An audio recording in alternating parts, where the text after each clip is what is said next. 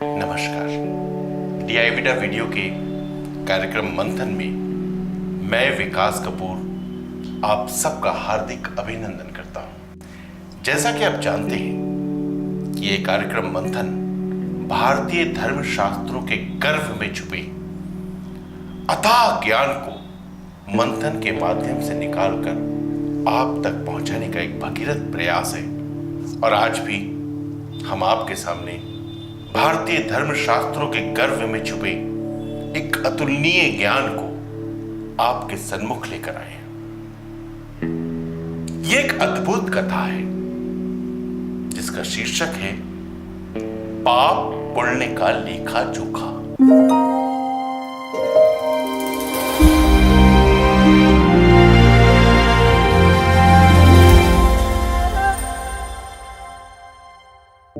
तो आपको पाप पुण्य का लेखा जोखा महाभारत पुराण में उल्लेखित महामुनि वेद व्यास की अद्भुत कथा सुनाने से पहले मैं कुछ बातें बताना चाहता हूं। दोस्तों, आप जानते हैं कि जाने अनजाने हमसे बहुत सारे पाप हो जाते हैं, बहुत सारी भूलें हो जाती हैं, बहुत सारी गलतियां हो जाती हैं। और इन पाप पुण्य का ये जाने अनजाने हमारे जीवन में नित्य प्रतिदिन घटती है, इनका कहीं ना कहीं लेखा और जोखा रखा जाता है। और इसका दंड हमें या तो इस जन्म में या उस जन्म में भुगतना पड़ता है।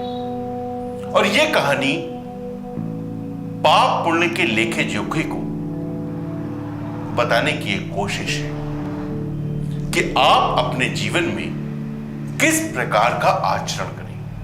मानव जीवन में सबसे बड़ा दुख क्या माना गया है? दोस्तों,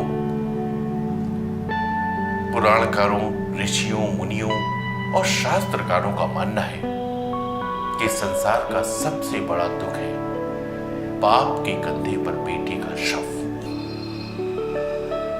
जिस बाप ने अपने बेटे को अपने बुढ़ापे की लाठी के लिए, अपने सहारे के लिए गोद में उठाया था, अपने वंश की वृद्धि के लिए पाला था, उसको कंधा देना सचमुच किसी बाप के लिए अपार दुख है, दुखों का पहाड़ है। और इस दुखों के पहाड़ का संपूर्ण इतिहास में सबसे बड़ा उदाहरण है महाराज धृतराष्ट्र। हाँ, हस्तिनापुर नरेश महाराज धृतराष्ट्र, जिन्हें महाभारत युद्ध के बाद अपने लाचार कंधों पर अपने 99 पुत्रों का बोझ उठाना पड़ा। और महाबली भीम के हाथों दुर्योधन के वध के बाद उनका सब्र टूट गया। उन्होंने योगीराज श्री कृष्ण से पूछा कि आप तो ये लोक और परलोक दोनों जानते हैं योगीराज श्री कृष्ण, बताएं मैंने ऐसा कौन सा पाप किया है, क्या ऐसी भूल हुई है मुझसे जो मुझे नियति का इतना कठोर दंड भोगना पड़ा। महाराज धृतराष्ट्र की याचना प्रार्थना सुनकर स्वयं कृष्ण भी इस बात को जानने के लिए उन्मुख हो गए। योग शक्ति से उन्होंने अपनी आंख बंद की और महाराज धृतराष्ट्र के पिछले जन्मों में झांकना शुरू किया।